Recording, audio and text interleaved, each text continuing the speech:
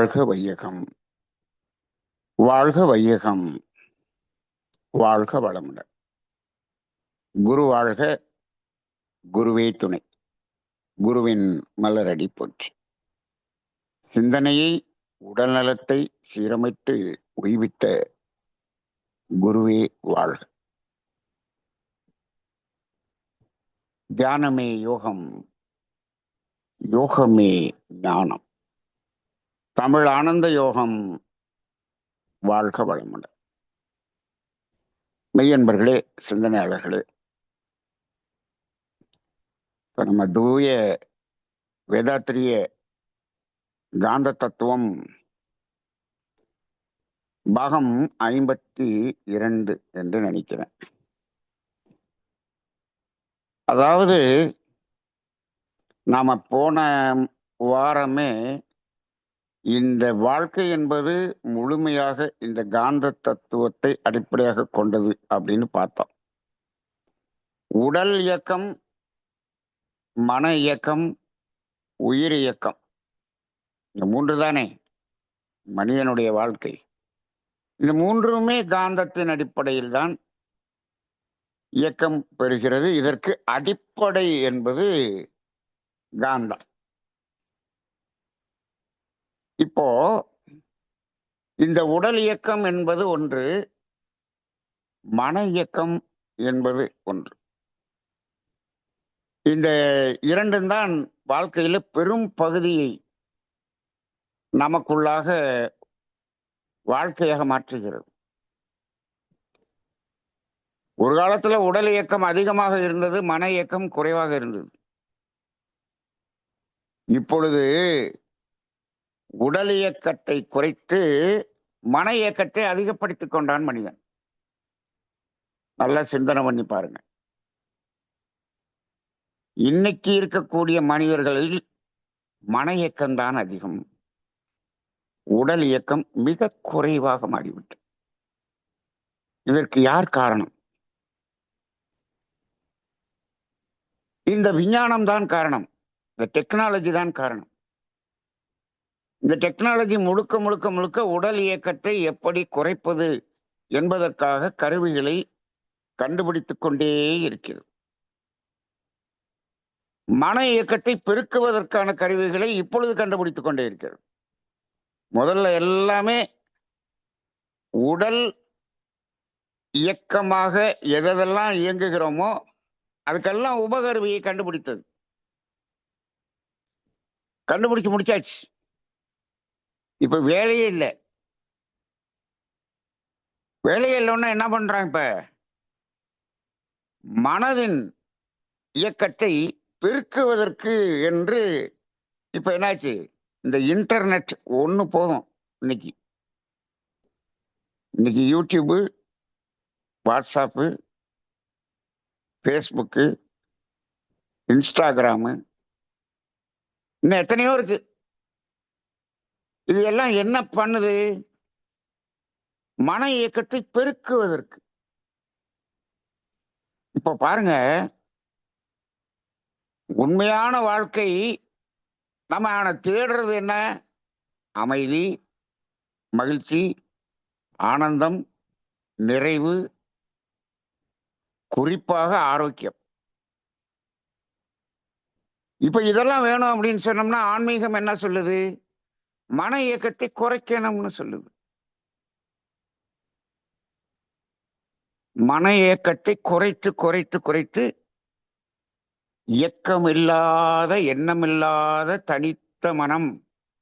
இதைத்தான் நம்ம ஒரு 5-6 வாரமா பேசிட்டு இருக்கோம். உணர்வு உணர்வு உணர்வுன்னு பேசிக்கிட்டே இருக்கோம். அப்படி போகணும்னு மெய்ஞானம் சொல்லுது. இன்னைக்கு விஞ்ஞானம் என்ன பண்ணுது? விஞ்ஞானம் முழுக்க முழுக்க முழுக்க வியாபாரம். எதையெல்லாம் வைத்து வியாபாரம் செய்ய முடியுமோ. அப்ப இன்னைக்கு மன இயக்கத்தை பெருக்குவதற்கான இது வந்துருச்சு. இப்ப அதுலயே என்ன பண்றோம் பாருங்க. இன்னைக்கு 4Gன்னு வந்துட்டு அது சுத்திக்கிட்டே இருக்குதுன்னு சொன்னா உடனே 5G போகணுன்றான். உடனே தொட்ட உடனே அது வந்து நிக்கணும்ன்றான். கொஞ்ச நேரம் கூட தேடி பெறக்கூடாதுன்றான். ஒரு பஸ் ஸ்டாண்டுக்கு போறோம். பஸ் ஸ்டாண்டுக்கு போனோம்னா, எந்த ஊருக்கு போகணுமோ, போன உடனே அந்த பஸ் நிக்கணும். அதுல ஏறணும். உடனே பஸ் எடுக்கணும். முன்னாடியெல்லாம் போய் பஸ் ஸ்டாண்ட்ல, இந்த ஊர் பஸ் எப்ப வரும்ன்னா, ஒரு 1/2 மணி நேரம் கழிச்சு வரும்மா. வெயிட் பண்ணுவோம். இப்பல்லாம் அப்படி இல்ல. இப்ப எந்த ஊருக்கு போகணுமோ, அங்க போனோனே 3 பஸ் நின்னுகிட்டு இருக்கு. 3ல எது செலக்ட் பண்ணி ஏறுறான். வேகம். வேகமா போகணும். அதேபோல இந்த மன இயக்கத்தையும் வேகமாக்கணும். உடனே தெரியணும் எனக்கு. 5G. இது போக, போக, போக, போக இப்ப மனதின் இயக்கம் ரொம்ப ஜாஸ்தி ஆயிருச்சு. உடலின் இயக்கம் குறைஞ்சு. அப்ப விஞ்ஞானம் என்ன பண்ணுது? மெய்ஞானத்துக்கு எதிர்மறையாக வேலை செய்கிறது. இப்ப மெய்ஞானம் என்ன சொல்லுது? உடலின் இயக்கம் வேண்டும். உடலின் கழிவுகள் வெளியேற வேண்டும். அப்பதான் ஆரோக்கியம் கிடைக்கும்னு சொல்லுது. மனதின் இயக்கத்தை குறைத்து உடலின் இயக்கத்தை கூட்டிக்கங்க அப்படின்னு அது சொல்லுது. விஞ்ஞானம் என்ன சொல்லுது? உடலின் இயக்கத்தை குறைத்து எல்லாம் மிஷின் பார்த்துக்கிறோம். இந்த ரோபோ வர வந்துருச்சு. அது எல்லாத்தையும் பார்த்துக்கிறோம். மனதின் இயக்கத்தை பெருக்கி நீங்க என்ன பண்ணுங்க? வாட்ஸ்அப் பாருங்க, யூடியூப் பாருங்க, எல்லாமே பாருங்க. மனதின் இயக்கத்தை பெருக்கிக் கொள்ளுங்கள். அப்ப விஞ்ஞானம் என்ன சொல்லுது? மனிதர்கள் அமைதியாக வாழக்கூடாது. ஆரோக்கியமாக நிச்சயமாக இருக்கக்கூடாது. இது விஞ்ஞானத்தினுடைய முதல் நோக்கம். விஞ்ஞானத்தினுடைய முதல் நோக்கம் என்னன்னா, மனிதர்கள் ஆரோக்கியமாக இருக்கக்கூடாது. அப்பொழுதுதான் அவர்களுடைய வியாபாரம் நன்றாக இருக்கும். அப்ப விஞ்ஞானிகள்ல ரொம்ப நல்ல நோக்கம் இருக்கவங்களான்னு பாருங்க. அதுக்குதான் நம்ம இப்ப பிள்ளைகளை எல்லாம் படிக்க வச்சுக்கிட்டு இருக்கோம். சரி, ஆரோக்கியம் இருக்கக்கூடாது, ஆனந்தம் இருக்கக்கூடாது, இதெல்லாம். அப்ப அப்படிதான் விஞ்ஞானம் சொல்லுகிறது. எல்லாமே துன்பத்துக்கு நோக்கி போக வேண்டும் என்று சொல்லுகிறது. மெய்ஞானம் துன்பத்திலிருந்து விலகி அமைதி, ஆரோக்கியம், அன்பு, ஆனந்தம் இதுக்கு போகணும்னு சொல்லுது. அப்ப விஞ்ஞானமும் மெய்ஞானமும் இரு வேறு முனைகளில் இழுத்து கொண்டு இருப்பதை பார்க்கிறோம். இப்படிப்பட்ட சூழ்நிலையில இந்த விஞ்ஞானத்தின் மூலமாக மெய்ஞானத்தை விளக்குகிறேன் என்று வேதாத்திரி மகரிஷி அதனாலதான் அவர் சிக்கிக் கொண்டார். அவர் மெய்ஞானத்தை மெய்ஞானமாக சொல்லியிருந்த பரவாயில்ல, விஞ்ஞானத்தின் மூலமாக என்று விஞ்ஞானத்தை அதைக்கு துணைக்கி எடுத்தார் பாருங்க. விஞ்ஞானம் என்ன பண்ணிருச்சு? இந்த மெய்ஞானத்தை இழுத்து அதுக்குள்ள போட்டுருச்சு. இந்த மெய்ஞானத்தையும் கெடுக்கக்கூடிய வேலையை தான் அது செய்தது. எப்பொழுது அங்க போய் இணையணும்னு யூனிவர்சிட்டி போனோமோ, வேதாத்திரிய தத்துவமே இப்பொழுது மெய்ஞான தத்துவமே அங்கு இல்லை. இப்பொழுது அது யாரும் பேசுவதே இல்லை என்பதை பார்க்கக்கூடிய ஒரு நிலை வந்துவிட்டது. நான் தொடர்ந்து வேதாத்திரிய தத்துவங்கள் பேசக்கூடிய அந்த உரைகளை தொடர்ந்து கேட்டு பார்த்தேன். அங்கு காந்த தத்துவம், அலை இயக்க தத்துவம், செயல் விளைவு தத்துவம், கர்மவினை தத்துவமே இல்லாமல் 1 மணி நேரம் அந்த உரை நிகழ்த்தப்படுகிறது. இது வரமாட்டேங்குது. இந்த 4 தத்துவமும் வரமாட்டேங்குது. அப்ப வேதாத்திரி மகரிஷி இந்த 4ஐயும் அடிப்படையா வச்சு எவ்வளவு பெரிய உண்மைகளை கூறணும்னு நினைச்சாரு. ஆனா அப்படி இல்லை. அப்ப இது காரணம் என்னன்னா, நாம மெய்ஞானத்தை விஞ்ஞானத்திடம் அடகு வைத்து விட்டோம். அப்படி போயிட்டு அதுல போய் இணைந்து விட்டோம். அப்ப இப்ப நம்ம ஏன் இதை நம்ம சொல்றோம்னா, இப்ப நமக்கு நல்லா தெரியுது. மன இயக்கத்தை கூட்டி உடல் இயக்கத்தை குறைத்தது விஞ்ஞானம். நீங்க வேணா சிந்திச்சு பாருங்க. இதுக்கு ஏதாவது மாற்று இருக்குதுன்னா நீங்க கேள்வி பதில் சொல்லுங்க. விஞ்ஞான கருவிகள் முழுவதும் உடல் இயக்கத்தை நிறுத்திச்சு, குறைச்சிருச்சு. நமக்கு நல்லாவே தெரியும். மன இயக்கத்தை கூட்டி இருக்காங்கிறத இப்ப நீங்க சிந்தனை பண்ணி சொல்லுங்க. நம்ம பிள்ளைய, சின்ன குழந்தைகள் முதற்கொண்டு, நீங்க யூடியூப் கையில கொடுக்கலன்னா சாப்பாடு சாப்பிட மாட்டேங்குது. அது இன்டர்நெட் இல்லாம நீங்க போனு வீட்டுல இன்டர்நெட் இல்லாத போன் வச்சிருந்தீங்கன்னா குழந்தைகள் இங்க வீட்லயே இருக்காது. அப்ப இன்னைக்கு எந்த அளவுக்கு அது குழந்தைகளுடைய மன இயக்கம் அவ்வளவு போயிடுச்சு. இப்போ இப்படிப்பட்ட ஒரு சூழ்நிலையில் நாம் இருந்து கொண்டிருக்கிறோம். இப்ப இப்படிப்பட்ட சூழ்நிலையில எனக்கு ஒரு 1 மாத காலமாக இந்த காந்த தத்துவக்குள்ளாக ஒரு கேள்வி இருந்து கொண்டே இருந்தது. என்ன கேள்வி என்று சொன்னால், இப்போ காந்தம் என்பது ஆற்றல். மகரிஷி அவர்கள் மனிதனுக்கு ஆற்றல் எப்படியெல்லாம் கிடைக்கிறது என்று அவர் விளக்கி கூறியிருக்கிறார். அது என்ன சொல்லியிருக்கிறாரு? 4 வகையில நம்ம ஆற்றல் நமக்குள்ளாக வருகிறது என்று சொன்னார். முக்கியமாக 4 வகைகள். அதுக்கு மேல சின்ன சின்ன வகையில வரும். இந்த 4 தான் முக்கியமான பாதைகள் என்று சொல்லியிருக்கிறார். அதுல என்ன சொல்லியிருக்காரு? உணவின் மூலமாக நமக்கு ஆற்றல் கிடைக்கிறது. நீரின் மூலமாக ஆற்றல் கிடைக்கிறது. இது 2க்கும் போக அப்புறம் என்ன சொன்னாரு? பூமியின் மையத்திலிருந்து அணுச்சிதைவின் காரணமாக பூமியின் மையத்திலிருந்து வெளிவரும் அந்த காந்த ஆற்றல் இருக்கிறது அல்லவா, அதுவும் நமக்குள்ளாக ஆற்றலாக பெருகுகிறது என்று சொன்னார். பூமியின் மையத்திலிருந்து வரக்கூடிய ஆற்றல் என்ன? அந்த விளக்கும் ஆற்றல். பூமியின் சுற்றிலும் இருக்கக்கூடிய சூழ்ந்தழுத்தும் ஆற்றல் பூமியின் மையத்திலே ஈர்ப்பு ஆற்றலாக தெரியும். பூமியின் மையத்தில் ஈர்ப்பு ஆற்றலாக வந்த அந்த ஆற்றல் விளக்கும் ஆற்றலாக வெளியேறும் போது பூமியின் மேற்பரப்பிலே அது வெளியேறும். அந்த வெளியேறக்கூடிய ஆற்றல் நமது உயிரினங்களுக்கு, நமது மனிதர்களுக்கு, நமக்கு ஆற்றலாக நமது உடலில் பெருகுகிறது என்று ஒன்று சொல்லியிருக்கிறார். இன்னொன்னு என்ன சொன்னாரு? வான்காந்தத்திலிருந்து நமக்குள்ளாக ஆற்றல் பெருகும் என்று சொல்லியிருக்கிறார். இத்தனை வகை இருக்கிறது அல்லவா? இருக்கு.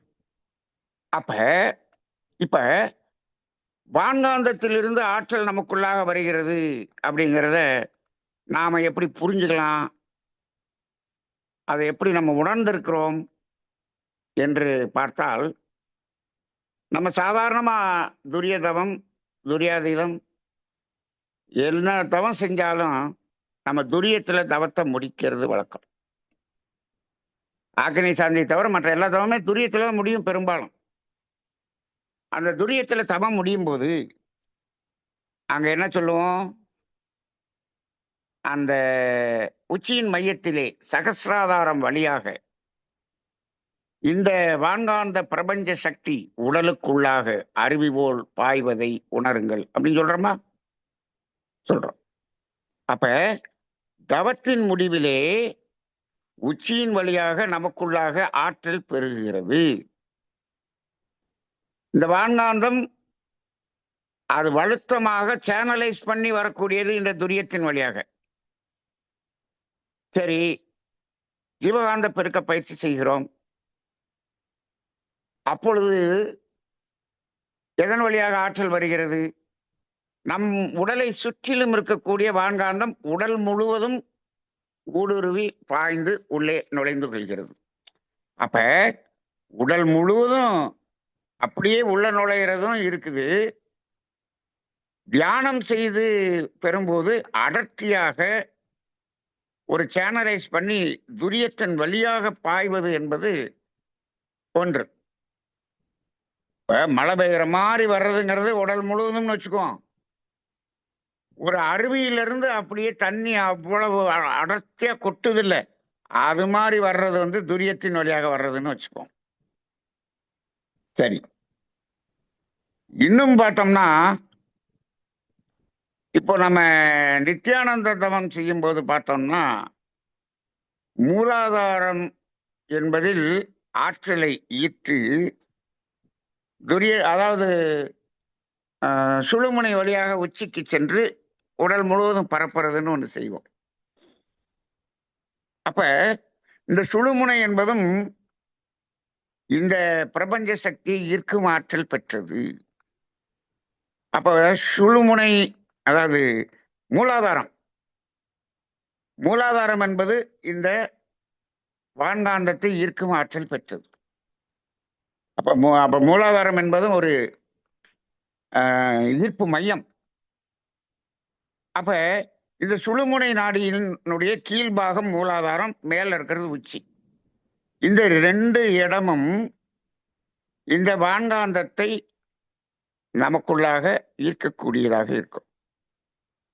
நீங்க இந்த மூலாதாரத்துல ஈர்க்கணும் அப்படின்னு சொன்னோம்னா, அது நம்ம ஒரு மூச்சு இழுத்து அப்படி ஒரு முயற்சி செஞ்சு அங்க மூலாதாரத்துக்கு அதை ஈர்க்க வேண்டி வரும். துரியம்ங்கிறது வந்து தவம் செய்து முடித்து விட்டால் அது தானாக அந்த மன அலைச்சூழலை குறைத்தால் அந்த துரியத்தின் வழியாக அந்த பிரபஞ்ச சக்தி நமக்குள்ளாக பாயக்கூடிய ஒரு நிலை வரும். அப்ப இப்படி இந்த வான்காந்தம் என்பது நம்ம உடம்புக்குள்ளாக நிறையக்கூடியது என்பது ஒரு வகை. மகரிஷி சொன்ன 4ல ஒரு வகை வான்காந்தம். இன்னொன்று இந்த பூமியின் மையத்திலிருந்து வரக்கூடிய ஆற்றல் என்று சொல்லியிருக்கிறார். இதை நம்ம மெய்ஞானத்துல, ஆன்மீகத்துல இந்த பூமியிலிருந்து வரக்கூடியதை நம்ம எங்க வருது அப்படின்னு அங்க விளக்கப்பட்டு இருக்கிறதா, அதை விளங்கி இருக்கிறோமா என்றால் அங்கு விளக்கப்படவில்லை. ஆனா மகரிஷி சொல்லி இருக்கிறாரு அது எப்படி வருது அப்படிங்கிறத வந்து மகரிஷி சொல்லவில்லை, ஆனால் வருகிறது என்று சொல்லிவிட்டார். அப்ப இது எப்படி வருகிறது என்பதை நமது சித்தர்கள் அற்புதமாக கண்டு உணர்ந்து சொல்லி இருக்கிறார்கள். அது எங்க இருக்கிறது என்று சொன்னால் அது அக்குபஞ்சர் மருத்துவ தத்துவத்தில் இருக்கிறது. வேதாத்ரி மகரிஷி ஏன் சொல்லலைங்கிறதுக்கு இப்பதான் எனக்கு புரியுது. ஏன்னா நான் நேரடியா வேதாத்ரி மகரிஷியிடம் உட்கார்ந்து அமர்ந்து பேசிக் கொண்டிருக்கும் பொழுது இந்த அக்குபஞ்சரை பற்றி நாங்கள் சொல்லும் பொழுது, இந்த அக்குபஞ்சர் மருத்துவம் என்பது பஞ்சபூதங்கள் என்பதை அடிப்படையாக கொண்டு, இந்த காந்த தத்துவம் என்பதை அடிப்படையாக கொண்டு, அலை இயக்க தத்துவம் என்பதை அடிப்படையாக கொண்டு அது முழுக்க முழுக்க வடிவமைக்கப்பட்டிருக்கிறது என்று சாமிகிட்ட சொன்னோம். நம்மிடம் தத்துவம் இருக்கிறது, அங்கு தத்துவம் இல்லை, பிராக்டிக்கல் இருக்கிறது என்று சொன்னோம். அப்ப மகரிஷி வந்து நான் ரொம்ப நாளா அந்த அக்குபஞ்சர் மருத்துவம் படிக்கணும்னு மனசுல ஆசை இருந்ததுப்பா, எனக்கு வாய்ப்பே கிடைக்கவில்லை அப்படின்னு சொன்னார். அப்ப அதுக்குள்ள வரல அவர், அதனால அவருக்கு இது தெரியவில்லை.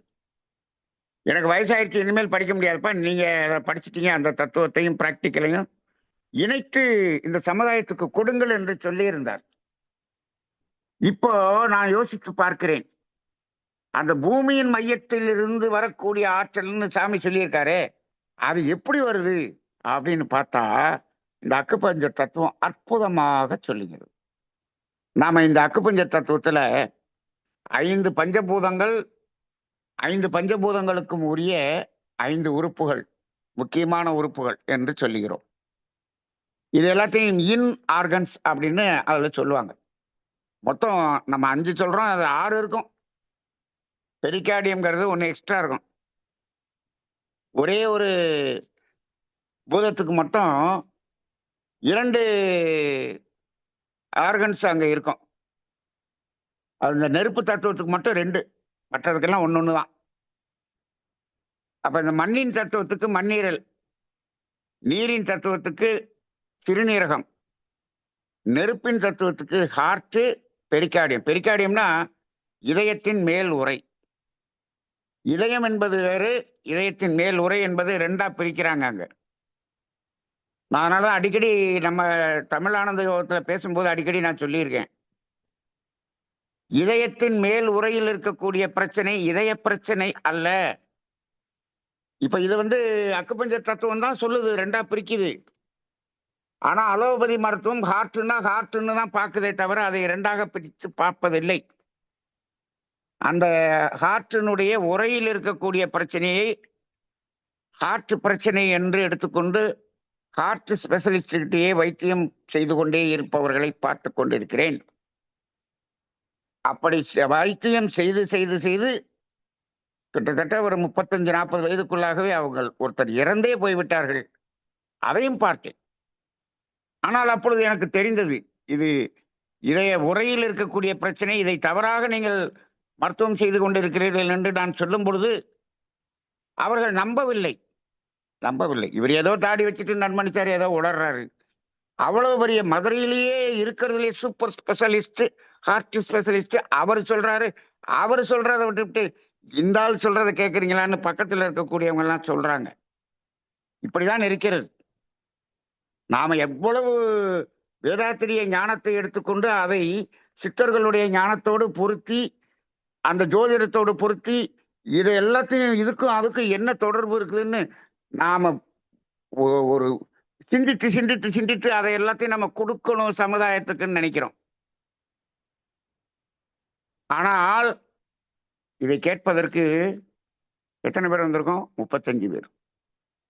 6 கோடி இருக்கக்கூடிய தமிழ்நாட்டில் 35 பேர் தான் வந்து கேட்கிறோம். ஆனால் இதற்காக, இதை சொல்வதற்காக நாம் எடுத்துக்கொண்ட அந்த சிந்தனை செய்யக்கூடிய நேரம் அவ்வளவு நேரம். சரி, ரைட். அது கூட நாம எதிர்பார்ப்பு என்று வைத்துக் கொள்ளலாம். அது யாருக்கு கிடைக்குமோ கிடைக்கும். ரைட். அது அவ்வளவுதான். இவ்வளவு பேருக்கு தான் கிடைக்கணும்னு இருக்கு. ரைட். அப்ப இந்த இடத்துல இந்த ஹார்ட்டுக்கு மட்டும் 2. சரி, நெருப்புல 2 வந்தாச்சா? அடுத்து காற்று என்பதற்கு நுரையீரல், விண் என்பதற்கு கல்லீரல். இந்த 5 உறுப்புகள், அந்த பெரிகாரத்தோட சேர்த்து 6 உறுப்புகள் அப்படின்னு பார்த்துட்டோம். இந்த இன் உறுப்புகள்னு பார்த்துட்டோம். இப்ப பாருங்க, இதுல ஒரு பெரிய ஆச்சரியத்தை அதில் நான் கண்டு உணர்ந்தேன். இந்த ஆச்சரியம் என்பது, இந்த அக்குபஞ்சர் 2 வருடம் நான் கம்பத்துல படிக்கும் பொழுது, அப்பொழுதே என் மனதில் அது தட்டியது. அப்ப கிளாஸ்ல ஒரு தடவை இதை நடத்திக்கிட்டு இருக்கும்போது, இதை படம் போட்டு இந்த ஆற்றல் எல்லாம் இந்த பாதையில் இப்படி செல்கிறது, இந்த ஆற்றல் எல்லாம் இப்படி இந்த பாதையில் வருகிறது, இதை பார்க்கும் பொழுது இதுல ஒரு பெரிய ஒரு தத்துவமே அடங்கி இருக்கிறது என்று அதை படம் போட்டு அதுல போர்டுல ஒரு தடவை இப்படி எனக்கு தோன்றுகிறது என்று விளக்கினேன். அப்ப அந்த அக்குபஞ்சர் நடத்துற அந்த மாஸ்டர் வந்து, இதை நான் இப்படி சிந்திக்கவே இல்லையே, அற்புதமான சிந்தனை என்று அன்னைக்கு சொன்னார். ஆனால் அந்த சிந்தனையை இப்பொழுது நான் வந்து வேதாத்திரிய மகரிஷி சொன்னதோட நான் இப்ப இணைச்சு பார்க்கிறேன். நான் கிட்டத்தட்ட அத அந்த கிளாஸ்ல சொல்றது கிட்டத்தட்ட ஒரு 10 வருஷம் இருக்கும். அங்க நான் கிளாஸுக்கு போனப்ப அங்க பேசினது இப்ப ஒரு 10 வருஷத்துல இருந்து 11 வருஷம் இருக்கும்.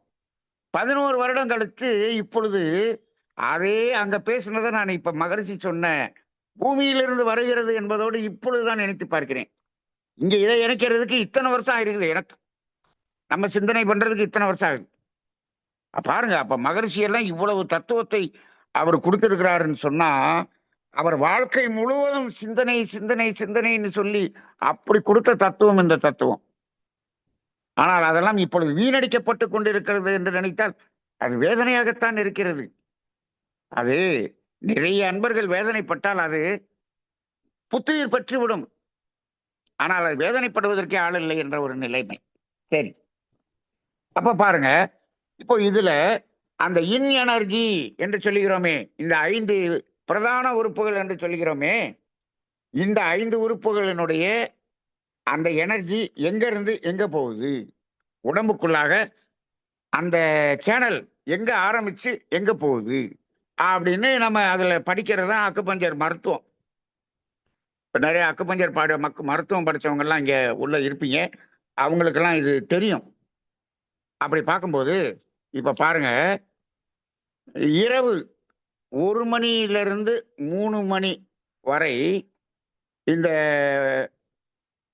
லிவர், கல்லீரல் என்ற அந்த ஆர்கனுடைய எனர்ஜி வேலை செய்யுது.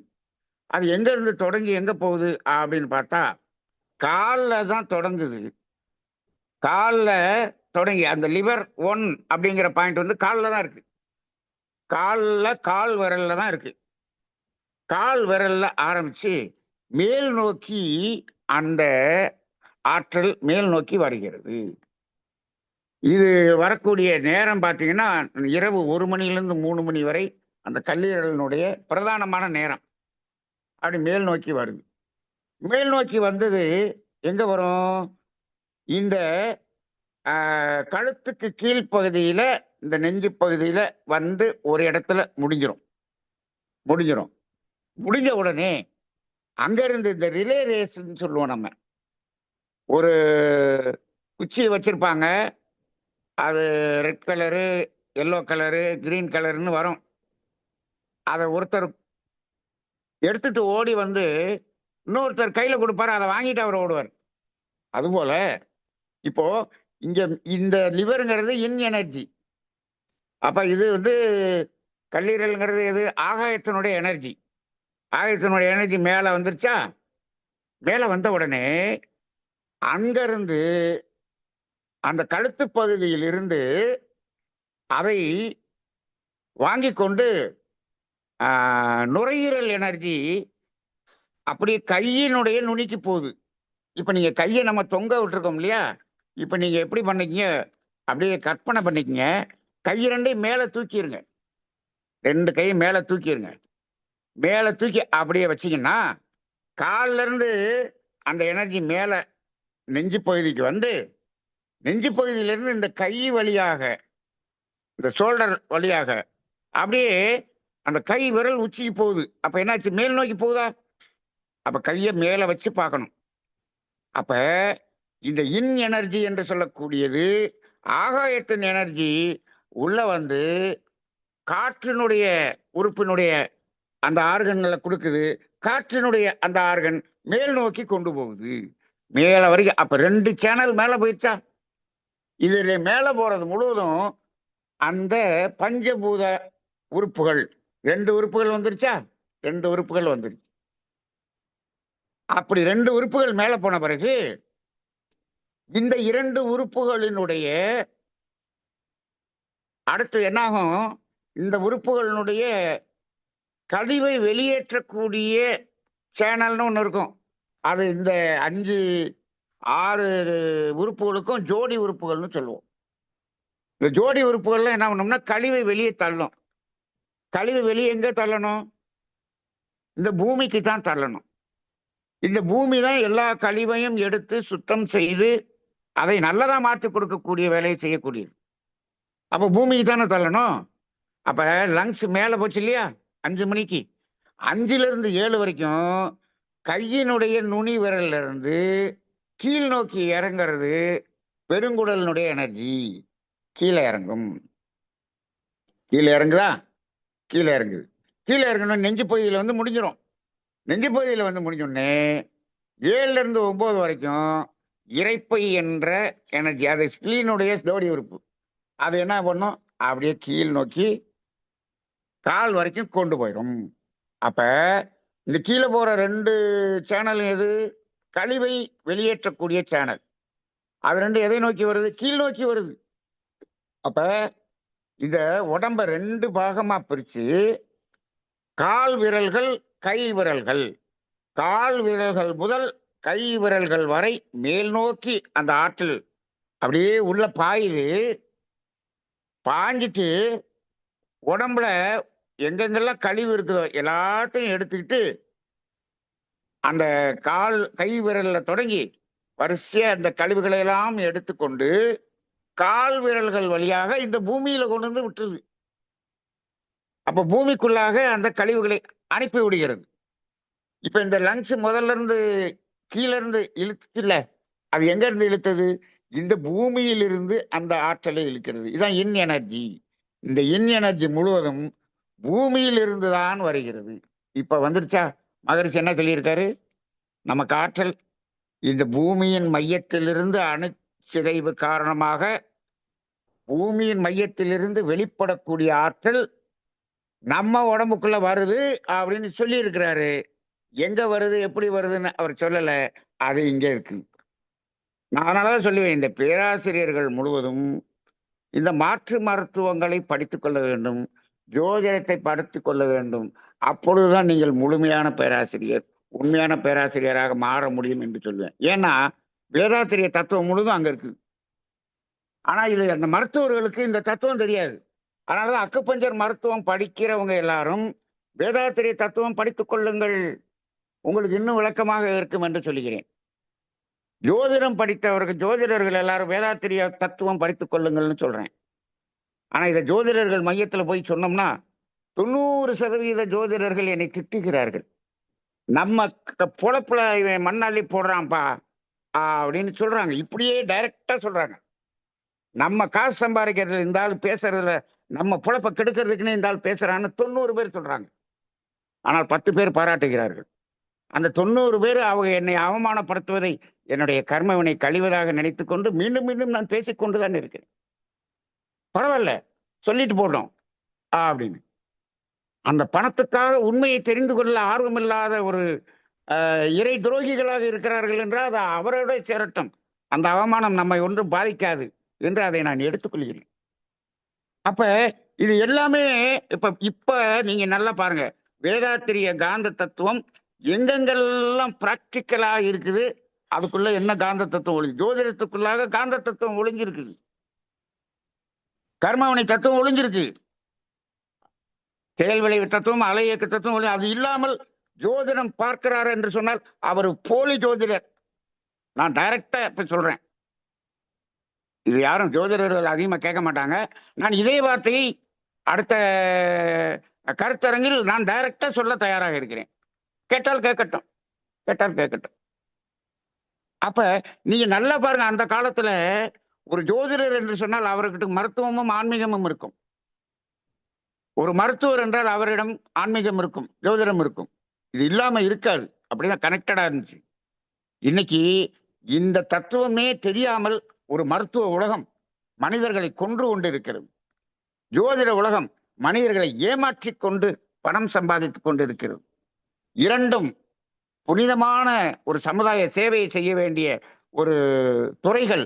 இரண்டும் பணம் சம்பாதிப்பதற்காக இந்த சமுதாயத்தை கெடுத்து நாசம் செய்து கொண்டிருக்கிறது என்பதை எப்ப உணர முடியுது? நாம இதுக்குள்ள போய் அதுல மிங்கிலாகி பார்க்கும் போதுதான் உணர முடியுது. சரி, இப்ப வந்துருச்சா இறைப்பை? கீழே வந்துருச்சா? கீழே வந்துட்ட பிறகு உடனே அப்புறம் திருப்பி கீழே இருந்து மேல போகணும்ல. என்ன சேனல் போகுது? காலையில 9 மணில இருந்து 11 மணி வரைக்கும் கட்டை விரல், கால் கட்டை விரலில் ஆரம்பித்து மண்ணீரலினுடைய ஆற்றல் மேல போகுது. அப்ப மண்ணீரல் மேல போகுதா? மண்ணீரல் வந்து இதனுடைய இது மண்ணினுடைய இது. முதல்ல ஆகாயம் வந்துச்சு, ஆகாயத்துல இருந்து காற்றுக்கு போச்சு. இப்ப மண்ணு தத்துவமாகிய ஸ்பிளீன் மேல வருது. மேல வந்து அது அந்த நெஞ்சு பகுதி வரைக்கும் வந்த பிறகு அந்த ஷோல்டர்ல இருந்து அடுத்து மேல போறது எதுன்னா ஹார்ட். அப்ப மண்ணுல வந்து நெருப்புக்கு போகுது. இது ஹார்ட். எங்க போகுது? கை விரல் உச்சிக்கு போகுது. கை விரல்ல சுண்டு விரல்ல போய் முடியும். அது லங்ஸ் வந்து கட்டை விரல்ல போய் முடியும். இது சுண்டு விரல்ல போய் முடியும். இன்னொன்னு பெரிக்காடே நடுவரல்ல போய் முடியும். இந்த 3 எனர்ஜியும் அப்படி அப்படி போய் முடியும். அப்ப இப்ப இன்னும் 2 சேனல் மேல வந்துருச்சா? மண்ணீரல், ஹார்ட். 2 ஆற்றலும் பூமியிலிருந்து மேலே வந்து அங்கிருந்து கை விரல் வரை வந்துருச்சு. அப்ப 11ல இருந்து 1 மணி வரைக்கும் ஹார்ட். சரி, அப்ப மேல போனது திருப்பி கீழே இறங்கணும் இல்லையா? 1 மணில இருந்து 3 மணி வரைக்கும் சிறுகுடல். கை கை விரல்ல இருந்து செஸ்ட் பகுதி வரைக்கும் சிறுகுடல் வரும். 3 மணில இருந்து 5 மணி வரைக்கும் நெஞ்சு பகுதியிலிருந்து கால் வரைக்கும் யூரினரி பிளாடர் அது கீழே போகும். 3 மணில இருந்து 5 மணி வரை. நீங்க இந்த யூரின் போகாம இருப்பாங்க சில பேர். யூரின் போக மாட்டேதுன்னு சொல்லுவாங்க. அங்க ஏதாவது பிளாக் இருக்கும். ஒரு முறை யூரினே போகாம ரொம்ப பெரிய பிரச்சனையில இருந்த ஒரு மனிதர், அவர்களுக்கு அவங்க நாடியெல்லாம் பார்த்து இந்த இடத்துல இந்த சேனல்ல இந்த பிளாக் இருக்கிறதுனால தான் யூரின் போகல அப்படின்னு சொல்லி எந்த பாயிண்ட்டை இணைத்தால் அது சமநிலை அடையும்னு அந்த பாயிண்ட்டை நீடில் போட்டு ட்ரீட்மெண்ட் கொடுத்தாச்சு. காலையிலே கொடுத்தாச்சு. காலையில கொடுத்து பார்த்தா யூரின் போகவே இல்லை. பாயிண்ட் கொடுத்தும் யூரின் போகல. மத்தியானம் வரைக்கும் சொல்றாரு இன்னும் போகலன்னே சொல்றாரு. சரி, வெயிட் பண்ணுங்க. கரெக்டா அந்த 3ல இருந்து 5 மணி இருக்கு பாருங்க. அந்த 3 மணில இருந்து 5 மணி வரைக்கும் அந்த யூரினரி பிளாடர் கீழே போற சேனல் வேலை செய்யுது. 3 மணியிலிருந்து 5 மணிக்குள்ள அவ்வளவு யூரினும் போயிருச்சு. அவ்வளவு யூரினும் வெளியில போய், அப்பா முழுசா போயிடுச்சுங்க. ரிலீஃபா இருக்குங்க. எப்ப காலையில கொடுத்த ட்ரீட்மெண்ட் எப்ப வேலை செய்யுது? இந்த 3 மணியிலிருந்து 5 மணிக்கு வேலை செய்யுது. இது எதை உணர்த்துகிறது என்று சொன்னால், இதையெல்லாம் இந்த யூரின் போறத பார்த்த பிறகு என்னிடம் ஒரு ஆஸ்மா பேஷண்ட் வருவாங்க. நான் ஆஸ்மாவ முழுசா குணப்படுத்தினவன். டெரிபிலின் போடுறதுலேருந்து ஆஸ்மாலேருந்து வெளியே வந்துட்டேன். வந்த பிறகு என்னிடம் ஒரு ஆஸ்மா பேஷண்ட் வந்தாங்க. அவங்கள நான் என்ன செஞ்சேன்னா, நீங்க முழுமையாக குணமடைய வேண்டும் என்று சொன்னால் ஒரு கண்டிஷன் சொன்னேன். என்ன கண்டிஷன்? காலையில 3 மணிலேருந்து 5 மணிக்குள்ள நீங்க ட்ரீட்மெண்ட் வரணும் அப்படின்னு சொன்னேன். சும்மா ஒரு ட்ரையல் தான் பார்த்தேன். ஏன்னா இந்த அந்த சாயந்தரம் 3 மணிலேருந்து 5 மணிக்குள்ள யூரினரி பிளாடர்ல அந்த யூரின் போனதை பார்த்த அனுபவம், அப்ப அந்த நுரையீரல் நேரத்துல ட்ரீட்மெண்ட் கொடுத்தா இந்த ஆஸ்மாவுக்கு நல்லா இருக்கும்ல அப்படின்னு சொல்லி சொன்னேன். 4 மணிக்கு அவங்க அப்பா அந்த பொண்ணை கூட்டிட்டு வருவாரு. வந்து பெல் அடிப்பாரு. 4 மணிக்கு நான் எனக்கு காலிங் பெல் அடிப்பார். 4 மணிக்கு எந்திரிச்சு ட்ரீட்மெண்ட் கொடுத்துக்கிட்டு இருப்பேன். வாரத்துக்கு 2 நாள் இவங்களுக்கு காலையில் 4 மணிக்கு எந்திரிச்சு ட்ரீட்மெண்ட் கொடுக்கும். அவங்களுக்கு அந்த பொண்ணுக்கு கல்யாணம் ஆகாம, அவங்க தங்கச்சிக்கு கல்யாணம் ஆகி குழந்தையெல்லாம் பிறந்துருச்சு. இந்த பொண்ணுக்கு ஆஸ்மானால கல்யாணம் ஆகாம இருந்துச்சு. இவங்க இந்த ட்ரீட்மெண்ட் எடுத்து எடுத்து ஆஸ்மா சரியாகி அந்த அவங்களுக்கு கல்யாணம் ஆகி குழந்தையெல்லாம் பிறந்துச்சு. அப்ப இந்த இந்த நேரம் என்பது பாருங்க, இப்ப நம்ம எதுக்கு சொல்ல வரோம்? இது கீழ் நோக்கி போற எனர்ஜி, கழிவு நீக்கிறதுக்காக போற எனர்ஜி. அப்ப 3ல இருந்து 5 மணி வரைக்கும் சாயந்தரம் யூரினரி பிளட் கீழே போயிருச்சு இல்லையா? இப்ப திரும்பி மேல எனர்ஜி வரணும். என்ன வருது? கிட்னி. சாயந்தரம் 5ல இருந்து 7 மணி வரை கிட்னி மேல் நோக்கி அந்த ஆற்றல் பாய்கிறது. கிட்னி வந்து செஸ்ட் வரைக்கும் வந்துட்ட பிறகு 7ல இருந்து 9 வரைக்கும் பெரிகார்டியம். பெரிகார்டியம் கை விரல்ல நடுவிரல்ல போய் முடியுது.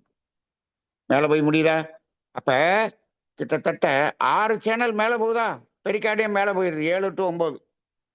அதுக்கப்புறம் இரவு 9 to 11ல அந்த பெரிகார்டியத்தினுடைய கழிவு வெளியேற்றம் கீழே வந்து 11ல இருந்து 1 மணிக்குள்ள கால் பிளாடர் வந்து, அதாவது பித்தப்பை, அது கழிவு வெளியேற்ற உறுப்பு, அது காலில் வந்து முடிஞ்சிடும்.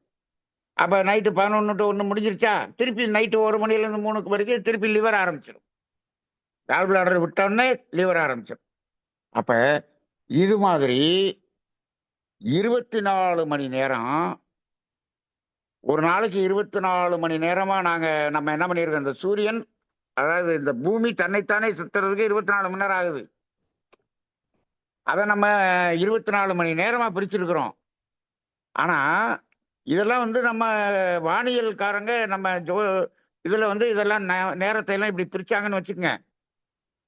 இந்த 24ஆ பிரிச்சு வச்சுட்டு இதை 2 மணி நேரத்துக்கு ஒரு தடவை அந்த லக்கினம் ஒரு நாளைக்கு மாறுது அப்படின்னு சொல்றோமா? நம்ம ஜோதிட கிளாஸ் எடுத்தப்ப நீங்க வந்திருந்தீங்கன்னா தெரிஞ்சிருக்கும். சூரியன் காலையில இன்னைக்கு உதயம், சித்திரை மாதம் 1ஆம் தேதி சூரிய உதயம் 6 மணிக்கு என்று சொன்னால், 6 மணிக்கு 6ல இருந்து 8 மணி வரைக்கும் மேச லக்கினம், 8ல இருந்து 10 வரைக்கும் ரிஷப லக்கினம், இப்படியே 2 மணி நேரத்துக்கு ஒரு லக்கினம் போகும். அப்ப காலையில 4ல இருந்து 6 வரைக்கும் பாத்தீங்கன்னா மீன லக்கினம் வந்துருச்சா? 12 லக்கினம் வந்துருது. அப்ப இது மாதிரி 12 லக்கினம் 2 மணி நேரத்துக்கு ஒரு லக்கினம் மாறுது. ஒரு மனிதனுடைய வாழ்க்கையில ஒரு குழந்தைகள் பிறக்குதுன்னு சொன்னோம்னா கிரகங்கள்லாம் அங்கதான் இருக்கு. ஆனா அந்த லக்கினம் மாறிக்கிட்டே இருக்கு. ஒரு நாள்ல பிறக்கக்கூடிய குழந்தைகள்ல இந்த 12 லக்கினத்திலையும் குழந்தை பிறக்கும். அதுதான் டிஃபரன்ஸ் அங்க. அப்ப அங்க 2 மணி நேரத்துக்கு ஒரு தடவை மாறுற மாதிரி இங்க 2 மணி நேரத்துக்கு ஒரு ஆர்கன்ல இந்த எனர்ஜி, அந்த ஃப்ளோ அதனுடைய மாறுது. அப்படிங்கும்போது ஜோதிடத்துக்கும் இந்த மருத்துவத்துக்கும் இந்த காந்த தத்துவத்துக்கும் எவ்வளவு தொடர்பு இருக்குதுன்னு பாருங்க. அப்ப இது 3 ஒன்றோடு ஒன்று இணைக்கப்பட்டு இருக்கிறதா? அப்ப காந்த தத்துவம் என்ற தத்துவம் இல்லாமல் ஜோதிடமோ மருத்துவமோ இயங்க முடியுமா? முடியவே முடியாது. நம்ம தூய வேதாத்திரிய காந்த தத்துவம் முழுக்க தெரிஞ்சிட்டோம்னா நீங்க வந்து ஜோதிடமும் மருத்துவமும் படிச்சிட்டீங்கன்னா இதை பெரிய ஆராய்ச்சியை கொண்டு போகலாம். கொண்டு போய் தீர்க்க முடியாத பிரச்சனையெல்லாம் தீர்க்கலாம். ஆனா அந்த நம்பிக்கை நமக்கு இருக்கு. ஆனால் யாரும் வருவதில்லை. யாரும் வருவதில்லை. அப்ப இப்போ சென்ற வாரம் ஒரு இடத்துல நான் ஒரு பாலத்துல மேல ஏறிக்கிட்டு இருக்கேன். ஏறிட்டு இருக்கும்போது திடீர்னு ஒருத்தர் அப்படியே கீழே விழுகிறார். நான் பக்கத்துல போய் ஒரு அதாவது கொஞ்சம் ட்ரங்க்ல விழுகிறாரா என்னன்னு செக் பண்றேன். இல்ல. அப்ப அவரை தாண்டோடனே வண்டியை நிறுத்திட்டேன். என்னன்னு கேட்டா பிக்ஸ் வந்து கையெல்லாம் இழுத்து வாயெல்லாம் நுரையாகி அப்படி விழுந்துருக்கிறார். அப்ப அவரு போதையில விழுகல. ரைட். உடனே வண்டியை நிறுத்திட்டு வந்துட்டேன்.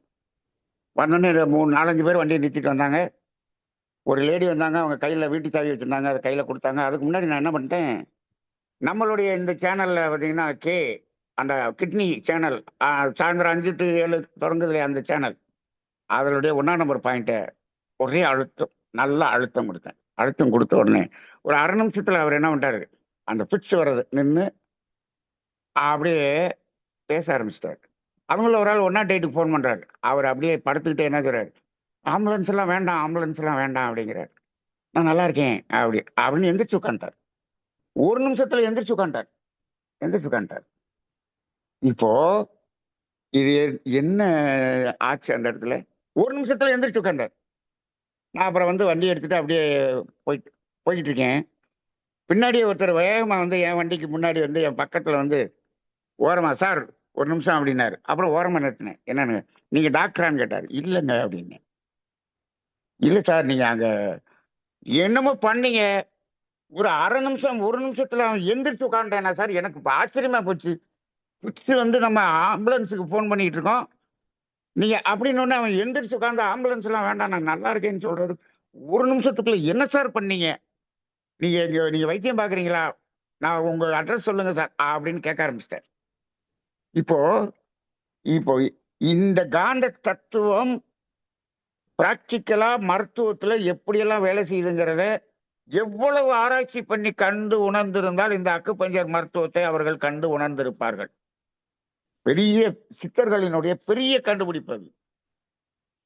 அப்ப இந்த கால்ல இருந்து மேல வர்றது 3 சேனல். ஒன்னு கிட்னி, இன்னொன்னு லிவர், இன்னொன்னு ஸ்பிளின். மேல வந்து அந்த செஸ்ட்ல இருந்து மேல் நோக்கி கை உச்சிக்கு போறதுங்கிறது என்னன்னா ஹார்ட், லங்ஸ், பெரிகார்டு. அப்ப இந்த இன் எனர்ஜி பஞ்சபூதங்களினுடைய அந்த உறுப்புகளினுடைய இன் எனர்ஜின்னா என்னன்னா சோர்ஸ் எனர்ஜி. அத மருத்துவத்துல அதான் சொல்றாங்க, சோர்ஸ் எனர்ஜி. அப்ப அது எங்க இருந்து வருது? பூமியின் மையத்தில் இருந்து வரக்கூடிய ஆற்றல், அதுதான் மேலே வருகிறது. அப்ப இது இந்த விளக்கத்தை வேதாத்திரி மகரிஷி இருக்கும் பொழுது அவரிடம் சொல்லி இருந்தால் அவர் அவ்வளவு ஆனந்தமாக ஆயிருப்பார். அன்னைக்கு நாங்க அதை சொல்லிட்டு அப்ப மகரிஷி என்ன சொல்றாரு, நீங்கள் அந்த அக்குபஞ்சர் பிராக்டிக்கலை நம்ம காந்த தத்துவத்தோடு இணைத்து சமுதாயத்துக்கு கொடுங்கள் என்று சொன்னார். ஆனால் அதை கொடுப்பதற்காக நாங்கள் முயற்சி செய்யும் போது நிர்வாகம் எங்களை தடுத்து விட்டது. இதெல்லாம் பேசாதீங்க, இதெல்லாம் பேசி நீங்க பேர் வாங்கணும், நீங்க புகழ் அடையணுங்கிறதுக்காக, நீங்க சுயநலத்துக்காக இங்க பேச வர்றீங்க, நீங்க பேச வராதீங்க அப்படின்னு என்னோடு உடனிருந்து இன்னொருத்தர் இந்த அக்குபஞ்சர் பண்றாரு. அவர் ரொம்ப எனக்கு மேல, அப்ப நான் பேராசிரியர் இல்ல, நான் வந்து மகரிஷியை சந்திக்கும் போது நான் பேராசிரியர் கிடையாது. இன்னொரு பேராசிரியர் கூட தான் போயிருக்கிறேன். அப்பதான் சாமி சொல்றார், இதை இணைத்து கொடுங்கள் என்று சொல்லுகிறார். அந்த பேராசிரியர் கொடுக்க ஆரம்பித்தார். அவரை பேராசிரியர் இருந்து எடுத்து விட்டார்கள். அப்ப அதன் பிறகு நம்ம எங்க மன்றத்துல பேசுறதோட சரி, இதை பொதுவாக இதை விரிவாக பேசுவதில்லை. ஆங்காங்கே லேசா சொல்லிட்டு விட்டுட்டேன்.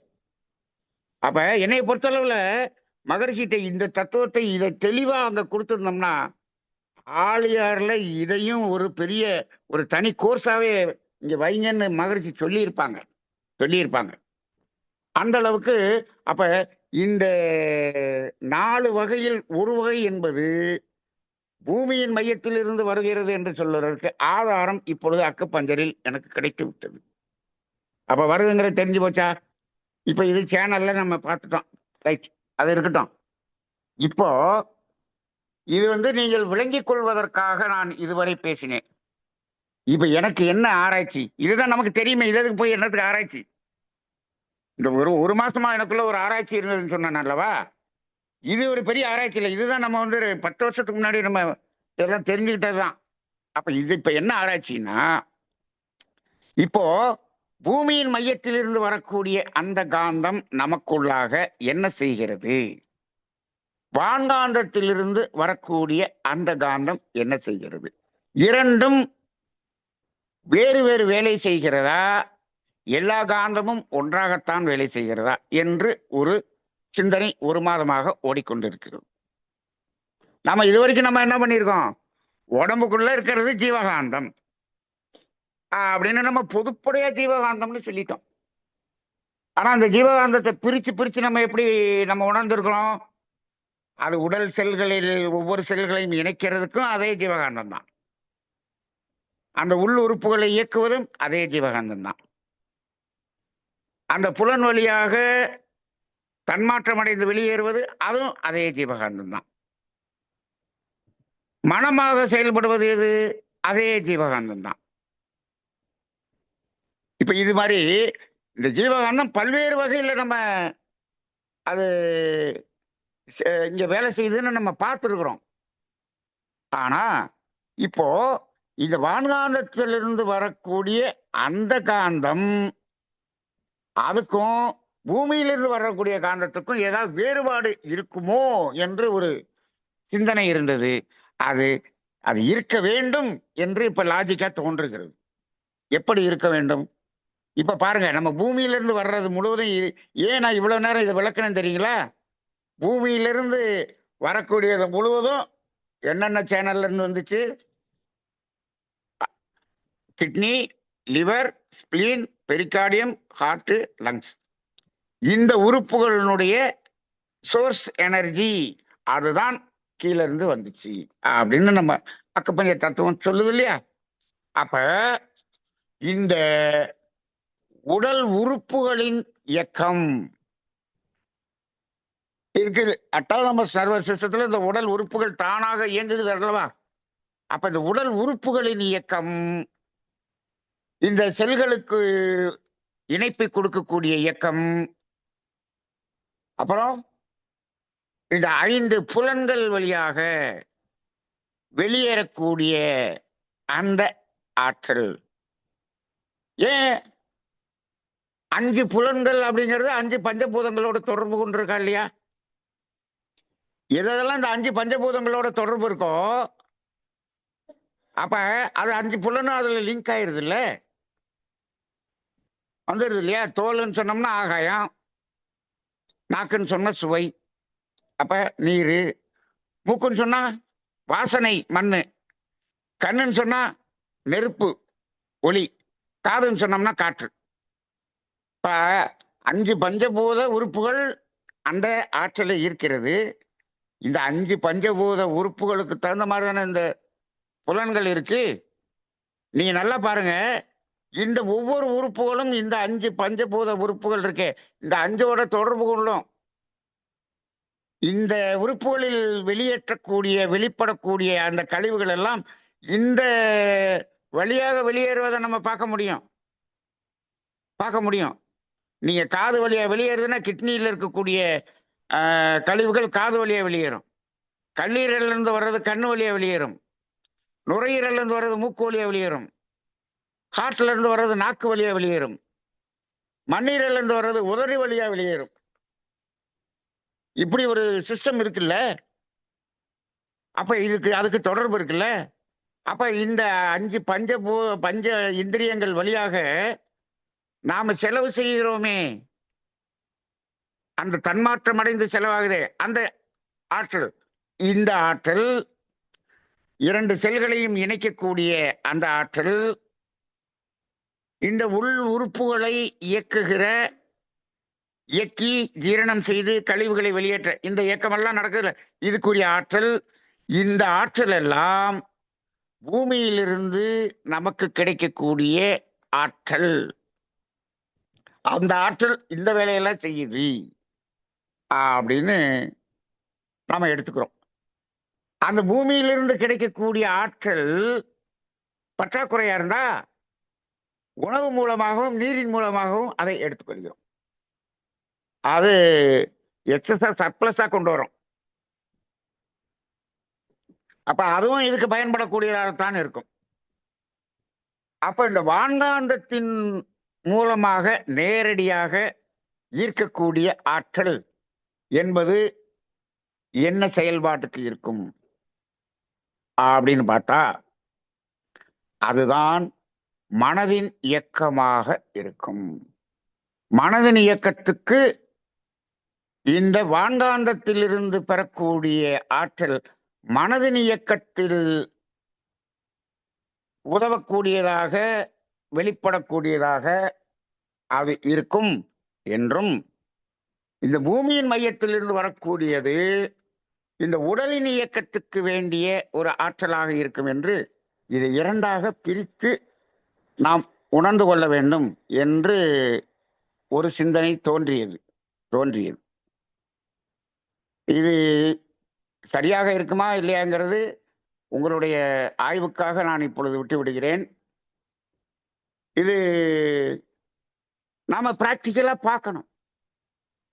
இப்ப என்ன பண்றோம்? தியானம் அப்படிங்கிறப்ப துரியத்தின் வழியாக நம்ம எடுக்கிறோம்.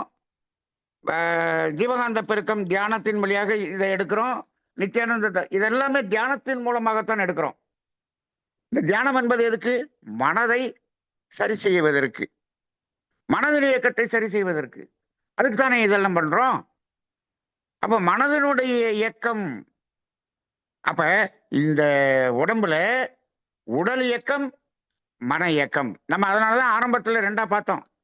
இப்ப நம்ம மன இயக்கத்தை அதிகப்படுத்தி விரயம் செய்கிறோம், ஆனால் தவம் செய்யவில்லை.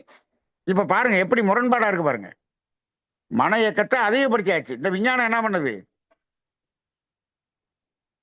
மன இயக்கத்தை அதிகப்படுத்துறதுக்கு 50,000 ரூபாய்க்கு செல்போன் விற்குது. 5G 6G 7G 8Gன்னு அப்படியே கொடுத்துக்கிட்டே இருக்கு. தியானம் கொடுக்குதா? தியானம் கொடுக்கலையே. அப்ப இப்ப யாருக்கு தியானம் அவசியம்? இந்த மனதின் இயக்கத்தை அதிகமாக அதுல விரயம் பண்ணிட்டு இருக்கோம். தியானம் அவசியம். நீங்க சின்ன குழந்தையெல்லாம் அவ்வளவு மனதின் இயக்கத்துக்கு போய்கிட்டு இருக்கு. எங்க தியானம் பண்ணுது? தியானம் எங்க பண்றது? வான்காந்தத்தை எப்படி இழுக்கிறது? அப்ப வான்காந்தம் என்பதுதான் அந்த மன இயக்கத்துக்கு அது செலவாகிறது. அப்ப இப்ப மனதின் இயக்கத்தை கூட்டிட்டீங்க, உடலின் இயக்கம் குறைச்சிட்டோம். அப்ப அங்க கழிவு வெளியேறாம தேங்குது. இங்க தேங்கும் போது இப்ப நீங்க நல்லா பார்த்தோம். இப்ப நாங்க சொல்லும் போது 6 சேனல் மேல போச்சு இல்லையா? 6 சேனல் கீழே வந்துச்சு இல்லையா? அந்த கீழே வரக்கூடிய சேனல் கழிவுகளை சரியாக வெளியே கொண்டு வந்து விட்டால்தான் இந்த 6 சேனல்ல மேல இழுக்கக்கூடிய ஆற்றல் முழுமையாக ஈர்க்கப்படும். கழிவுகள் தேங்கி இருந்தால் அந்த சோர்ஸ் எனர்ஜி வராது. நம்ம இந்த ஒருத்தர் நாடியை பார்த்தோம்னா எங்கெங்க தேங்கி இருக்குது அப்படிங்கிறது தெரிஞ்சு போயிடும். அதை வச்சுதான் நம்ம ட்ரீட்மெண்டே கொடுக்குறோம். அப்ப சோர்ஸ் எனர்ஜி வராது. அப்ப இந்த கழிவுகள், இந்த உடலின் இயக்கத்தை குறைத்து கொண்டோம், கழிவுகள் தேங்கி விட்டது, இந்த சோர்ஸ் எனர்ஜி வரமாட்டேங்குது. அப்ப உடல் உறுப்புகளின் இயக்கம் பத்தல. அப்ப இப்ப என்ன ஆகும்?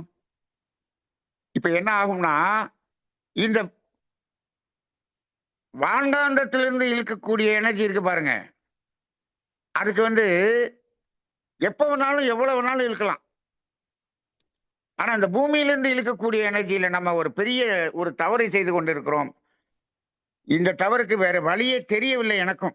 என்ன என்று சொன்னால், இந்த பூமியிலிருந்து வரக்கூடிய ஆற்றல் நமக்கு வரணும் அப்படி சொன்னோம்னா என்ன பண்ணணும்? நம்ம பூமியில நமது பாதம் படணுமா இல்லையா? வெறும் காலோட நடக்கணுமா இல்லையா? பூமியில படணுமா இல்லையா? நம்ம காலு பூமியில படுதா? இப்ப செருப்பு இல்லாம எங்கேயாவது நடக்கிறோமா? ஷூ போட்டு, சாக்ஸ் போட்டு, செருப்பு போட்டு இப்படிதான் நடக்கிறோம். வீட்டுக்குள்ளேயும் செருப்பு போட்டு தான் நடக்கிறாங்க. இப்ப ஏன்னு கேட்டா எல்லாமே வந்து டைல்ஸ் போட்டாச்சு. அது நம்ம சோர்ஸ் எனர்ஜி உள்ள வர்றதுக்கு பதிலா எல்லாத்தையும் உறிஞ்சிருது.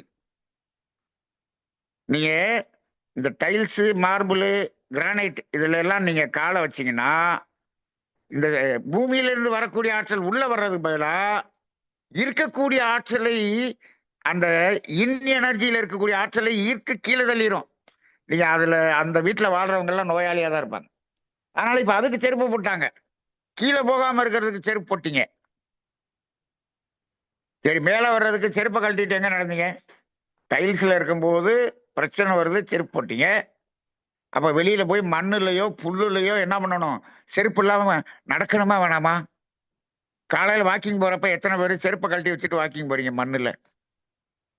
அல்லது புல்லுல? இதை விட சித்தர் நம்ம நம்ம பெரியவங்க என்ன பண்ணியிருக்காங்க தெரியுங்களா? புல்லுல, இந்த வரப்புல, அருகம்புல், அந்த புல்லுல செருப்பு இல்லாம நடந்து போனீங்க. அவ்வளவு சோர்ஸ் எனர்ஜி மேல வரும். இதை விட பெஸ்ட் எங்க தெரியுமா? மணலில் நடந்தால். ஆற்று மணலில். ஆத்துல தான் மணலே இல்லையே. எல்லாத்தையும் தான் அள்ளிட்டாங்களே. எல்லாத்தையும் அள்ளி வித்துட்டு, கோடி கோடியா கொண்டு எல்லாத்தையும் பேங்க்ல போட்டு, வெளிநாட்டுல போட்டு தங்கமா வாங்கி வச்சுட்டாங்களே. ஆற்று மணலில் நடந்தால் அவ்வளவு சோர்ஸ் எனர்ஜி கிடைக்கும். அதே பீச்சுக்கு போறீங்கல்ல, நீ பீச்சில் போய் வேடிக்கை பார்த்துக்கிட்டு இருக்கீங்கல்ல, செருப்பை கழட்டி வச்சுட்டு அந்த மணலில் நடந்து வாங்க. நீ அந்த மணல்ல கூட எங்க நடக்கணும் தெரியுங்களா? நீங்க வெறும் மணல் அந்த அங்கிட்டு எல்லா பேரும் நடந்து நடந்து நடந்து குளி அந்த தடமா கிடக்கும். அந்த தண்ணீர் வருகிறது அல்லவா, அலை அப்படி வந்துட்டு அங்கிட்டு போயிரும். நீங்க உங்க கால் தடம் இருந்துச்சுனால அதை அழிச்சிட்டு போயிரும் பாத்தீங்களா? நீங்கள் அந்த ஓரத்திலேயே நடந்தீங்கன்னா அதுல எத்தனை பேர் கால் தடம் இருந்தாலும் அதை அழித்து விட்டு போயிரும். அவங்களுடைய அந்த கெட்ட எனர்ஜி எல்லாம் அங்க வந்திருந்தா கூட அதை அழிச்சிரும். அப்ப அந்த தண்ணிக்குள்ளேயும் போகாதீங்க. தண்ணி வந்துட்டு அப்படி போகுதுல்ல, அந்த இடத்துல அந்த இடம் பாத்தீங்கன்னா பிளெயினா இருக்கும், பிளெயின் சர்ஃபீஸா இருக்கும். அதுல இந்த கடைசியில் அந்த கடைசி வரைக்கும் வெறுங்காலில் நடந்து செல்லுங்கள், நடந்து பாருங்கள். கண்டிப்பாக ஒருத்தர் வந்து இதை செய்து பார்த்திருக்கிறார். பார்த்துட்டு டெய்லி அதுல அந்த இடத்துல அப்படியே நடந்து நடந்து நடந்து சுகர் அவருக்கு இல்லாம நார்மல் ஆயிடுச்சுன்னு சொல்றாரு. ஆனா நம்ம ஆளு செருப்பு போட்டுட்டு நடக்கிறாங்க. அப்ப வாக்கிங் போறது ஷூ போட்டுட்டு வாக்கிங் போறாங்க. கிரவுண்ட்ல வாக்கிங் போறதே இருக்கட்டும், ஷூவை கழட்டி வச்சுட்டு வெறுங்காலில் நடந்து போங்க. அந்த பாத யாத்திரைன்னு ஒண்ணு இருந்துச்சுல்ல, நீ பாத யாத்திரைக்கு போறவங்க நடந்து போறதுன்னு ஒரு பழக்கம் இருந்துச்சு. தார் ரோட்ல நடந்து போறாங்க, தவறு. மண்ணுல நடக்கணும், புழுதியில நடக்கணும், புல்லுல நடக்கணும். அப்ப இப்ப நிறைய பேர் செருப்பு போட்டுட்டே நடக்க ஆரம்பிச்சிட்டாங்க. அப்ப இந்த பூமியிலிருந்து வரக்கூடிய அந்த ஆற்றல் அப்படிங்கிறது எவ்வளவு பெரிய விளக்கத்தை நமக்கு கொடுக்கிறது என்று பாருங்கள். அவ்வளவு விளக்கம் இந்த அக்குப்பஞ்ச தத்துவத்தின் மூலமாக நமக்கு கிடைக்கிறது. அப்ப இன்னைக்கு நம்ம என்ன புரிஞ்சுக்கிறோம்? எதை இன்னைக்கு ஆராய்ச்சியாக எடுத்திருக்கிறோம்? இங்கிருந்து வர்றது முழுவதும் உடல் உறுப்புகளின் இயக்கத்துக்கும், இந்த உடல் செல்களை பராமரிப்பதற்கும், இந்த புலன்கள் வழியாக தன்மாற்றம் அடைந்து வெளியேற்றுவதற்கும் இந்த எனர்ஜி, வான்காந்தத்திலிருந்து வரக்கூடிய எனர்ஜி மன ஆற்றலுக்கு பயன்படுகிறது. இப்ப சப்போஸ் உடல் ஆற்றலுக்கு, உடல் உறுப்புகளுக்கு பத்தலைன்னா வான்காந்தத்திலிருந்து வரக்கூடிய ஆற்றல் இந்த இதுக்கு கன்வெர்ட் ஆயிக்குமான்னா ஆயிக்கிறோம். அப்ப அங்க அங்க என்ன ஆகும்? அங்க மனம் வீக் ஆயிரும். ஆயிக்கிறோம். அதுக்காக வந்துட்டு எப்ப ஆகும் அப்படி சொன்ன சாதாரணமா வராது. சாதாரணம் வராது. ரொம்ப எமர்ஜென்சினா அங்க இருந்து வந்துடும். எமர்ஜென்சினா எல்லாமே வந்துடும். நம்ம உடம்பு அறிவுபூர்வமானது. எமர்ஜென்சின்னு சொன்னா உங்களுக்கு அட்ரினல் சுரப்பி சுரக்குது இல்ல, அது மாதிரி ஒவ்வொன்றும் அந்தந்த நேரத்துக்கு மாறிக்கிறோம். ரொம்ப ரொம்ப எமர்ஜென்சினா மாறிக்கிறோம், சாதாரணமாக மாறாது. அப்ப மன இயக்கம் என்பதற்கு வான்காந்தம், அப்ப தியானம், ஜீவானந்த பெருக்க பயிற்சி இதெல்லாம் ஏன் வச்சிருக்காங்கன்னா அது மன இயக்கத்தை சரி செய்யக்கூடிய. அப்ப இப்பொழுது இந்த உடல் இயக்கத்தை குறைத்து கழிவுகளை தேக்கி விட்டோம், மன இயக்கத்தை பெருக்கி விட்டோம். தியானம் செய்வதில்லை, ஆன்மீகம் வருவதில்லை.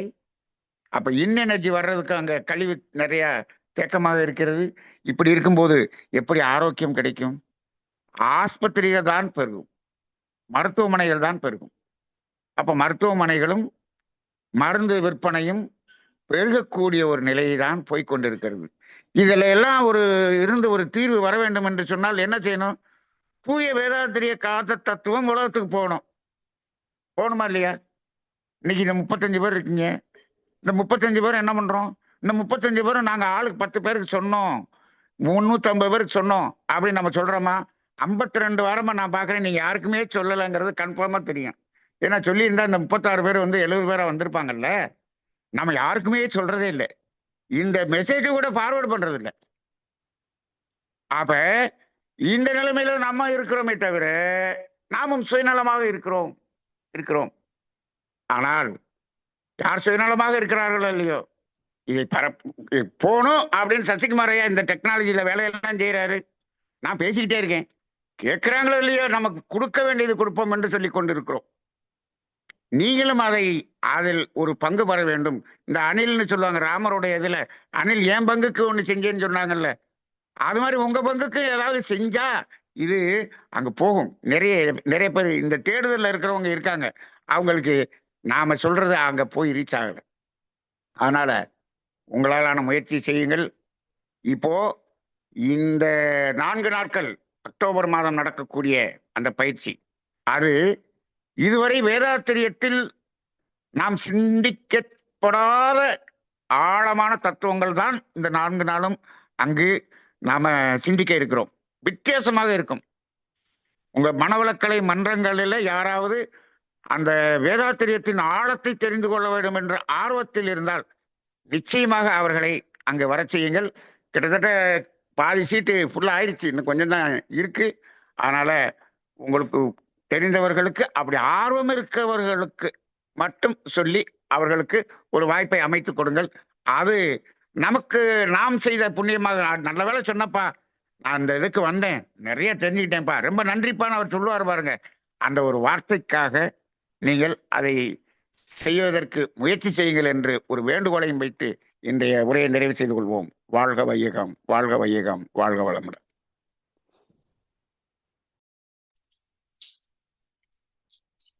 நன்றிங்க ஐயா.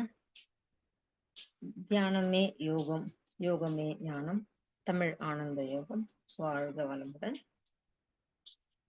ஐயா அவர்கள் இத்தனை நேரம் தூய வேதாத்திரிய காந்த தத்துவம் என்ற தொடர் நிகழ்வில் காந்த தத்துவம் பற்றி இன்று புதிய கோணத்தில் நமக்கு அக்குபஞ்சர் தத்துவத்தையும் சேர்த்து விளக்கினார். ஐயா அவர்களை நாம் தவநிலையில் இருந்து வாழ்வோம். ஞான ஆசிரியர் நன்மணி ஐயா அவர்கள் அருட்பேராற்றல் கருணையினால் உடல் நலம், நீண்ட ஆயுள், நிறை செல்வம், உயர்ப்புகழ், மெய் ஞானம் ஓங்கி வாழ்க வளமுடன், வாழ்க வளமுடன், வாழ்க வளமுடன். இன்றைக்கு ஐயா கூறிய முக்கியமான தகவல் எதுன்னு பார்த்தீங்கன்னா, டெக்னாலஜி நம்மளோட வளர்ந்திருக்கிறதுனால நம்ம உடல் இயக்கத்தை குறைத்து விட்டது, அது மன இயக்கத்தை அதிகரித்து விட்டது. இன்டர்நெட், சோசியல் மீடியா அவை அனைத்தும் நம்முடைய மன இயக்கத்தை அதிகப்படுத்தி விட்டது. இந்த மெய்ஞானமும் விஞ்ஞானமும் எதிர்மறையாக செயல்படுகிறது. விஞ்ஞானம் சொல்லுவது மனிதர்கள் ஆரோக்கியமாக இருக்கக்கூடாது, உடல் ஆரோக்கியமாக இருக்கக்கூடாது, மன இயக்கம் அதிகமாக இருக்க வேண்டும் என்று விஞ்ஞானம் கூறுகிறது. மெய்ஞானம் மன அலைச்சூழலை குறைக்க நமக்கு மகரிஷி ஐயா அவர்கள் நிறைய தத்துவம் கொடுத்திருக்காங்க. காந்தம் என்பது ஆற்றல், அது முக்கியமான 4 பாதையில் நமக்கு கிடைக்கிறது. உணவு, நீர், பூமியின் மையத்தில் இருந்து வரும் ஆற்றல், 4வது வான்காந்த ஆற்றல். இது ஐயா அவர்கள் ஏற்கனவே குறிப்பிட்டிருக்காங்க. அக்குபஞ்சர் தத்துவ முறையில் பார்த்தாக்க நம்ம பஞ்சபூதங்கள் அடிப்படையில் காந்த தத்துவம் அடிப்படையில் அலேக தத்துவமும் அதில் உள்ளது. ஒவ்வொரு பஞ்சபூதத்துக்கும் ஒவ்வொரு உறுப்பு என்று மண்ணீரலுக்கு மண்ணு, நீர் சிறுநீரகம் போன்று எல்லா உறுப்புகளையும் பற்றி ஐயா அவர்கள் விளக்கி கூறினார்கள். அதனுடைய இயக்க நேரம் பயாலஜிக்கல் கிளாக் இருக்கு. அந்த பஞ்சபூதங்கள் எந்த நேரத்தில் சிறப்பாக இயங்கும், அந்த நேரத்தில் அவங்களுக்கு ட்ரீட்மெண்ட் கொடுத்தா கட்டாயம் சரியாகும் அப்படின்ற எடுத்துக்காட்டோட நமக்கு சொன்னாங்க. இன் உறுப்பு எல்லாம் நமக்கு ஆற்றலை கொண்டு வரும், யாங் உறுப்பு கழிவுகளை வெளியேற்றும் அப்படின்னு சொன்னாங்க. அதாவது உடலில் கால் விரல்கள் முதல் கை விரல்கள் வரை ஆற்றலை மேல் நோக்கி பாய்கிறது. அது சென்று அது உடல் முழுக்கும் சுற்றி கொண்டு அந்த கழிவுகளை எடுத்து வந்து மீண்டும் கால்கள் வழியாக பூமியின் கழிவுகளை வெளியேற்றுகிறது என்று ஐயா அவர்கள் விளக்கி கூறினார்கள். ரொம்ப நன்றிங்க ஐயா, சிறப்பாக இருந்தது. ஜோதிடம் பற்றியும் ஐயா விளக்கினார்கள். ஜோதிடத்திலும் 6 மணிக்கு துவங்கி மறுநாள் 6 மணி வரை 24 மணி நேரத்திற்குள் 12 லக்கினம், ஒரு லக்கினமும் 2 மணி நேரம் இருக்கும். 12 லக்கினமும் ஒரு நாளில் இருக்கும் என்பதை விளக்கினார்கள். காந்த தத்துவம் இல்லாமல் ஜோதிடமும் இல்லை, மருத்துவமும் இயங்க முடியாது என்பதை ஐயா அவர்கள் கூறினார்கள். சிறப்புங்க ஐயா. இந்த காந்த தத்துவம் தான் நமக்கு எல்லா பிரச்சனையும் தீர்க்கக்கூடிய வல்லமை பெற்றது. அதை நாம் அனைவரும் உணர வேண்டும் என்று சொன்னாங்க. அடுத்தது காந்தம் பற்றிய புதிய ஒரு விளக்கணம். வான்காந்தமும் பூமியிலிருந்து கிடைக்கக்கூடிய காந்தம். பூமியிலிருந்து வரும் காந்தம் வந்து உடல் உறுப்புகள் இயக்கத்திற்கும், வான்காந்தம் நம்மளுடைய மனதின் இயக்கத்திற்கு உதவக்கூடியது அப்படின்னு சொல்லியிருக்காங்க. தியானம் மற்றும் இவை அனைத்தும் செய்வது நம்முடைய மன இயக்கத்தை குறைத்துக் கொள்வதற்காக. கழிவுகள் தேங்கி இருந்தால், அதாவது நம்மளுடைய எலக்ட்ரிக்கல் கேட்ஜெட்ஸ் நம்ம நிறைய எவ்வளோக்கு எவ்வளோ யூஸ் பண்றோமோ அது வந்து கழிவுகளை வெளியேற விடாமல் தடை பண்ணி நம்ம உடல்ல இருக்க வைக்குது. நம்மளோட மன அலைச்சலை அதிகரிக்கும் போது இன்னும் கழிவுகள் தேங்குகிறது. உடல் கழிவுகள் தேங்கி இருந்தால் சோர்ஸ் எனர்ஜி உள்ளுக்குள் வராது. பூமியிலிருந்து வரக்கூடிய ஆற்றல் நாம் பெற தரையில் வெறுங்காலில் நடக்க வேண்டும். புல்தரையில் வெறுங்காலில் நடக்க வேண்டும். நம்முடைய வான்காந்த ஆற்றலை பெறுவதற்கு தியானம், ஜீவகாந்த பயிற்சி போன்றவற்றை நாம் செய்ய வேண்டும் என்று ஐயா அவர்கள் கூறி முடித்தார்கள். தூய வேதாந்த காந்தம் பற்றிய விளக்கம் நாம் தெரிந்து கொண்டு இருந்தால் அதை பற்றி நம்முடைய நோய்கள் வருவதை நாம் தவிர்க்க முடியும். அதை வந்து மற்றவங்களுக்கும் நம்ம சொல்லி கொடுத்து அவர்களை பின்பற்றுமாறு நாம் வலியுறுத்த வேண்டும். இதுவே நாம் செய்யக்கூடிய மிக தொண்டு என்று ஐயா கூறி முடித்தார்கள். நேரடி வகுப்புகள் வர விரும்புவார்கள், அன்னார்கிழமை நம்பர் கொடுத்துருக்கோம், அதில் கான்டாக்ட் பண்ணி ரிஜிஸ்டர் பண்ணிக்கோங்க முன்னாடியே.